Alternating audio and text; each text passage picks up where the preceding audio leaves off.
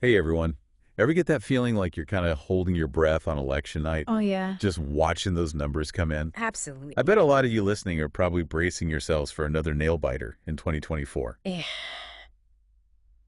Well, we thought we'd take a deep dive into some of the closest U.S. presidential elections in history. Mm, And trust me, some of these are going to make 2024 look like a walk in the park. yeah, I think you're right. I mean, we're talking really close, Right. like down to the wire. Absolutely. So when we talk about a close election, Yeah. it's kind of like, well, it's always felt close in recent history. Mm. But it's interesting how the idea of a close election feels new, Yeah. Yeah. but it's a pattern. It's Yeah. woven into like the fabric of American history. It really is. But to understand just how close these races were, Yeah. we got to talk about a system that's, well, let's just say it's a bit peculiar. Oh, The absolutely. Electoral College. Right. Well, we wouldn't be a U.S. election deep dive without it. No, it would. Right. Now, for those who need a refresher, it's this system that tries to balance state power Mhm. with national representation. But what it really means is you can win the presidency Yeah.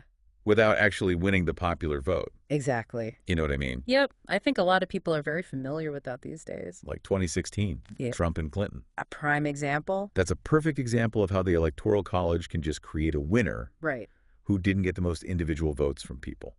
And it happens elsewhere too. Oh, really? Yeah. Winston Churchill in the UK, Oh, wow. he became prime minister, Okay. even though his party didn't win the popular vote. So this is not just a U.S. thing. No, not at all. It's kind of like, I don't know, winning a game based on a technicality. Right, right. Like you scored more touchdowns, but you lost the football game Yeah, because the other team made more field goals. exactly. Yeah, And then to make things even more interesting, right. we have this whole concept of faithless electors Oh, who yeah. can basically go rogue Right, and vote against their party's candidate. right. That's always a possibility. Oh, man, talk about a potential twist Yeah, in absolutely. an already tight race. Absolutely throws another wrench in the works. It's like, whoa, where did that come from? Exactly. You never know. So all this talk about close elections and electoral college drama Yeah. makes me think we should rewind the clock a bit Okay. Yeah, let's do to it. really get a feel for how wild things have been. All right. Let's go back to 1824. Back to 1824. Yeah, where the era of good feelings. Right. Well, let's just say it came to a dramatic end. Okay. Yeah, it's interesting. This period, it was like the end of the one-party system, Right. and it kind of imploded with this It election. was like a multi-candidate brawl. Really was. Just completely shattered the existing party system. Absolutely. And out of all that chaos, Mm-hmm. we see this figure emerge, Okay. embodying the spirit of the American frontier. Oh, I know who you're talking about. Andrew Jackson. Andrew Jackson, yes. He wins the popular vote. Right. But then But then, a backroom deal oh, just robs him of the presidency. wow. Talk about a political drama. That's incredible. This is like House of Cards in the 1800s. It really is. Yeah. And that corrupt bargain, as they called it, Mm-hmm. just ignited this firestorm of controversy. Right. And it fueled Jackson's rise to power, Yeah. 4 years later. 4 years later, it really set the stage for his whole presidency. It's like a movie script. It's a wild story. It's amazing how a single election can have these ripple effects Yeah. that shape the political landscape for decades. Absolutely. And it shows how these close elections can really be turning points. Some points in history. Yeah. But hold on tight, because our next stop takes us to 1876. 1876. A nation still deeply divided after the Civil War, Oh, yeah. grappling with Reconstruction, Mhm. the fight for racial equality. And a legacy of slavery. Yeah, and the stakes in this election? Yeah. They were astronomically high. Incredibly high, yeah. We're talking the possibility of two presidents being declared. Right. Like, imagine that. Wow. That's almost unfathomable. Right. It could have reignited the flames of civil war. It really could have. And in the middle of all this, Yeah. the fate of Black Americans' newly won rights Right. just hanging in the balance. They were so vulnerable at that point. It's a lot to process. Absolutely. It was a very precarious time. And so we have Samuel Tilden. Yeah. He wins the popular vote, He did. but then Right then. he loses to Rutherford B. Hayes Uh-huh. by a single electoral vote. Wow. One vote. Just one. That's incredible. It's like, can you believe that? It's mind. A single vote shaping the destiny of a nation. Yeah. You can really see how every vote matters. And it wasn't just a simple count, right? No, there were all sorts of controversies. It was a contested election, political maneuvering. Backroom deals. They even had a special congressional commission. Yeah, to try to sort it all out. It was a mess. It really was. And what came out of all this chaos? Well, the end of Reconstruction. Right, that's the truly heartbreaking part. Yeah, tragic compromise. They made this deal to avoid more conflict. Right.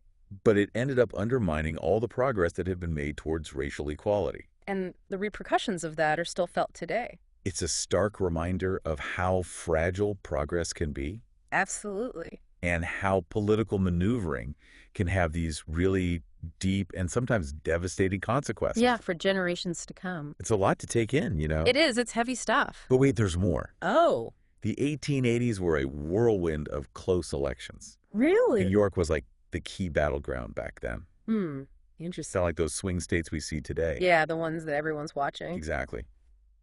And in 1880, James Garfield wins. Okay. But by the smallest popular vote margin ever recorded. Wow, really? Less than 2,000 votes. 2000. Think about that. That's unbelievable. And the Electoral College just amplified that win, Of course it did. making it even more dramatic. Yeah, magnifying the impact of just a handful of votes. It really highlights the power the Electoral College has. Absolutely, it can really change the game. And the drama didn't stop there. 1884. What happened then? Grover Cleveland versus James Blaine. Okay. It was like a clash of personalities. Oh, yeah. Scandals everywhere. What kind of scandals? Cleveland was fighting accusations of personal misconduct, and Blaine was dealing with allegations of corruption. Oh, wow. It was a mudslinging fest. Sounds intense. You had the infamous chant, "Ma, Ma, where's my pa?" Oh, yeah, I've heard of that. aimed at Cleveland. Not very subtle. And then the Democrats had their comeback. What was that? After Cleveland won, they were like, "Gone to the White House. Ha, ha, ha." That's pretty good. It was like politics as entertainment. It really was a show. But the story doesn't end there. 1888. Okay, what happened in 88? Cleveland. He wins the popular vote again. He does. But he loses the Electoral College Oh, no. and the presidency. So cool. Oh, because of a narrow defeat in New York. New York again. It's like one state can hold so much power. It's incredible how much influence a single state can have. The 1880s were wild, weren't they? They really were a roller coaster of elections. And all these stories really show how much every vote matters. Absolutely. Every single one. But we're not done yet. Oh, we're going further. Oh yeah, buckle up, because next we're jumping to 1916, 1916, okay. an election that happened while World War I was raging in Europe. Wow, that must have been a tense time. You know, questions about neutrality and intervention were hanging in the air. Yeah, that's a tough spot for a country to be in. It was Charles Evans Hughes versus Woodrow Wilson. Okay. And Hughes, he missed his chance at the presidency Really? How so? by just a hair. Wow, that close. And it might have been because of a missed handshake A handshake. with a key political figure in California. You're kidding? Nope, a handshake or the lack of one.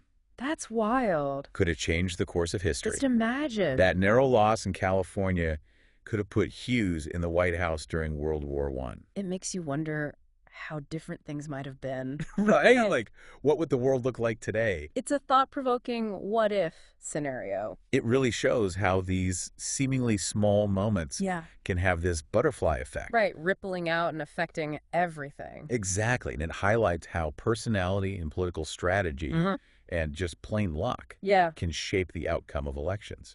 they all play a role. Speaking of pivotal moments, let's zoom ahead to 1960. 1960. Okay.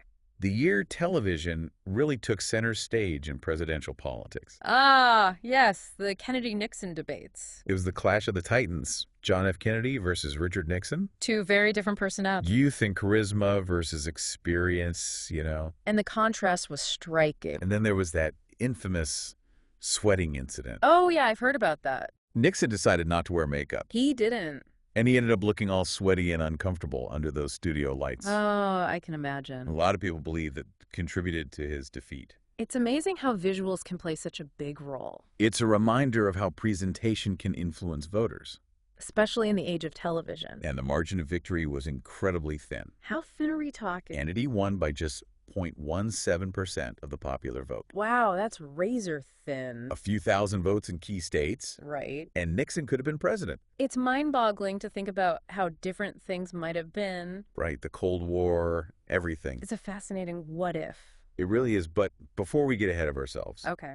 we need to talk about the Electoral College again. Oh, here we go again. It's like a recurring character in our story of close elections. It really is a major player. And there's no better example than Bush versus Gore in 2000. Oh, boy, that was a close one. Florida, hanging chads, butterfly ballots, the whole 9 yards. It was a national drama. The fate of the election came down to the Supreme Court. Wow. Talk about high stakes. George W. Bush won by just 537 votes in Florida. 537 votes out of millions. Can you imagine the tension? It must have been unbelievable. And Gore actually won the popular vote. But lost the election. The Electoral College strikes again. It's a system that continues to spark debate. And the 2000 election is still a hot topic. It really left its mark on American politics. As we've seen, close elections are a recurring theme in American history. Yeah, they're not just anomalies. They're a part of our political DNA. And they remind us that close calls aren't just a modern phenomenon. Exactly. They've been happening for centuries. And they're not going away anytime soon. So what does it all mean? What can we learn from these nail-biting elections? Well, I think the biggest takeaway is the power of each individual vote. Every vote matters. Especially in those key swing states. We've seen how a handful of votes can change the course of history. And that's a powerful reminder that our democracy is something we need to participate in. We can't just sit on the sidelines. We need to be informed, engaged, and active in shaping our future. And understanding the Electoral College is crucial too. Absolutely. It's not just a civics lesson. It's about understanding how our democracy works. And how we can make our voices heard. It's about recognizing that our vote is our voice.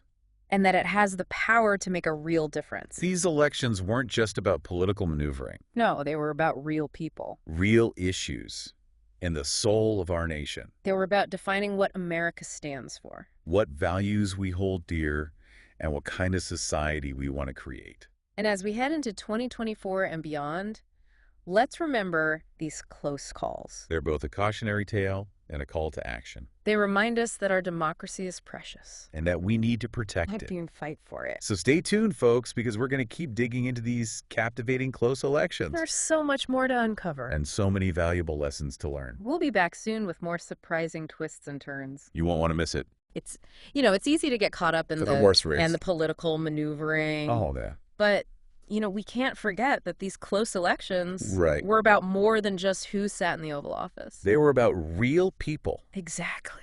Real issues. And like the soul of our nation. The very fabric of American society. You think back to 1876. 1876. It wasn't just about Tilden or Hayes. It was about, Yeah. the struggle for racial equality, the weight of the Civil War's legacy. And the fact that the promise of Reconstruction was basically sacrificed as part of a political deal, it's just a stark reminder of the compromises that were made. Yeah. The long-lasting consequences, especially for Black Americans. Absolutely. And it makes you think about how those decisions just reverberated through generations. You really did. And as we, delve deeper into these close calls, we see these recurring themes emerge. Like what? The fight for voting rights. Yeah. The influence of wealth and power. And the fragility of democracy itself. Yeah, and it really makes you wonder, how do we make sure every vote truly counts? That's the question, isn't it? How do we safeguard against manipulation, fraud? Right. Guaranteeing that the people's will is reflected in the results. Big questions. Huge questions. These are questions that have challenged American democracy from the beginning. Right from the start. And as we face all this uncertainty with the 2024 election, understanding these historical precedents, these close calls and the lessons they offer becomes even more crucial. So what can we learn? Yeah, what can we glean? What insights can help us navigate today's political landscape? Well, I think first and foremost, these close elections just underscore how important civic engagement is. Right. We can't take our democracy for granted. Absolutely not. Every vote truly matters. Every vote. We need to be active participants, not passive observers. We need to stay informed. Yeah. Educate ourselves on the issues. Yes, absolutely. Make sure our voices are heard. It goes beyond just voting, though. Right. It's about engaging in thoughtful dialogue. Yes. Holding our elected officials accountable. Right. Actively advocating for the values we believe in. You're exactly right. And understanding the systems and structures that shape our elections is crucial, too. Right. Like the Electoral College. The Electoral College, for example. It's played a key role in a lot of these close races. Yeah, and it's still a subject of debate today. Well, it's a system that can lead to a candidate winning the presidency without winning the popular vote. Which can be disheartening. It can be disheartening, and it can erode trust in the democratic process. Absolutely. It's a conversation we need to have as a nation. You need to talk about it. Yeah, we do. As we explore these historical elections, I'm struck by the human stories. Oh, yeah. Behind the numbers. Absolutely. The individuals who campaigned. The voters who waited in line to cast their ballots. Right. The officials who counted each vote. Yeah. They all played a part in shaping these pivotal moments. It's easy to get lost in the recount drama and the legal battles. Oh, yeah. But remembering the human element, the hopes, fears, aspirations that fuel these political contests. It's important. That's what it's all about. These elections weren't just about winning or losing. No, they were about shaping the future of the nation. Exactly. They were about defining what America stands for. What values we hold dear. What kind of society we aspire to build for future generations. And as we look ahead to 2024, we can draw inspiration from those who came before us. Those who fought for their right to vote. Yes. Who stood up for their beliefs. Who had faith in the power of democracy to bring about positive change. It's a reminder that the future isn't predetermined. Right. It's something we actively shape through our choices, our actions, our unwavering commitment to the ideals of a just and equitable society. So let's continue our exploration. Yes, let's do it. Of these captivating close calls. All right. We've talked about the 1870s and 1880s. Right. But now, let's fast forward to the dawn of the 20th century. The 20th century, wow. A time of huge societal and technological transformation. It is a period of rapid change. And wouldn't you know it, this era had its fair share of nail-biting elections, too. Of course it did. Let's start with 1916. 1916, okay. An election held against the backdrop of World War I. Wow, that's a lot of pressure. It was Woodrow Wilson versus Charles Evans Hughes. Okay. Wilson was campaigning on neutrality. He kept us out of war. Exactly, and that resonated with a lot of Americans. Yeah, I can see why. They were apprehensive about getting involved in the European conflict. It was a global conflict, after all. But Hughes put up a strong challenge. He bet. It was an incredibly close race. And where's the key battleground this time? California, once again. California, always a pivotal state. The outcome came down to just a few thousand votes. Wow, so close. And there's this story about Hughes missing a handshake. A handshake? And a prominent political figure in California. Really? And some people believe that might have cost him the election. Handshake. That's incredible. It just shows you how unpredictable elections can be. Yeah, and how these seemingly small events can have huge consequences. It's like a ripple effect. Exactly, and it makes you wonder about all the other what-if moments in history. Speaking of unpredictability, let's jump ahead to 1960. 1960, the year television really changed the game. It was the showdown between John F. Kennedy and Richard Nixon. The first televised presidential debates. It was a clash of styles, a battle for the hearts and minds of America. Kennedy with his youthful charisma. Nixon with his experience. And then, of course, the sweating incident. Oh, the sweating. Nixon decided not to wear makeup. Yeah, big mistake. And he ended up looking, well, let's just say it didn't help his image. It's amazing how visuals can influence voters. They really can, especially on television. And the margin of victory was incredibly slim. How slim are we talking? Kennedy won by just 0.17% of the popular vote. That's incredibly close. Just a few thousand votes in a few key states. And it could have gone the other way. It's mind-boggling to think about how different things might have been. The Cold War, the space race, the entire course of history. It's a fascinating what-if scenario. But before we get too lost in the hypothetical, let's bring it back to the Electoral College. Well, the Electoral College, always a factor. And there's no better example of its impact than Bush versus Gore in 2000. The election that came down to Florida, hanging chads and butterfly ballots. It was a recount drama that captivated the nation. And ultimately, the Supreme Court had to step in.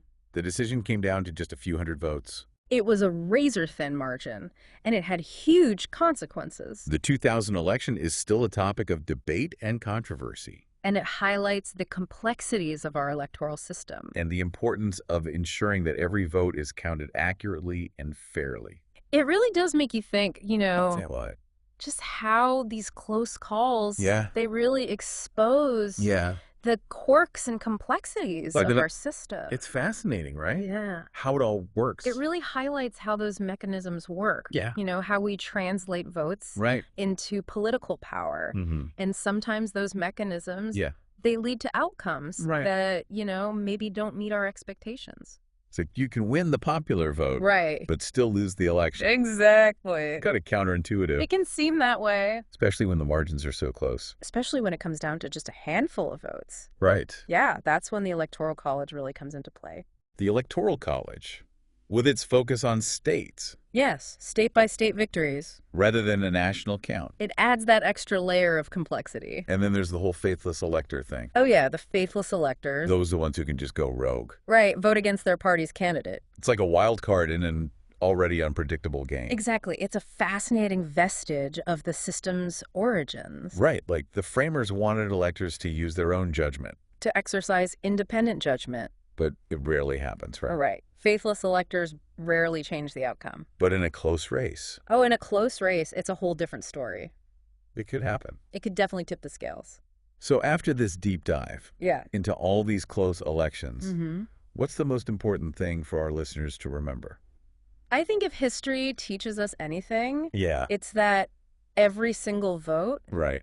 really does matter. Every vote counts. Especially in the swing states. Those are the ones that can make or break an election. Exactly. We've seen it time and again. We've seen how a few hundred votes, or even a few dozen, can swing an entire election. Can change the course of history. It's a powerful reminder that our vote isn't just a drop in the ocean. It's not. It can be the deciding factor. The tipping point that determines the fate of our nation. And it's not just about casting a ballot.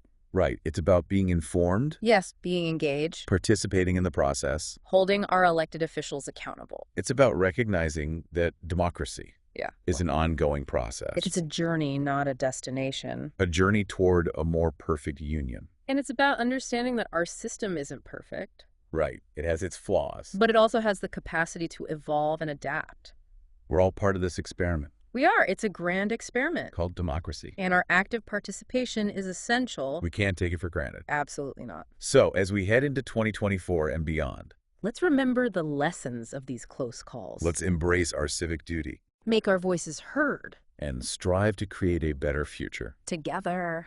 And if you're enjoying this journey through history, be sure to subscribe to The Deep Dive. We'll be back with more captivating stories from the past. Stories that illuminate the present. And inspire us to build a better future. Until next time, keep exploring. Keep questioning. And keep those history books open. We'll see you soon.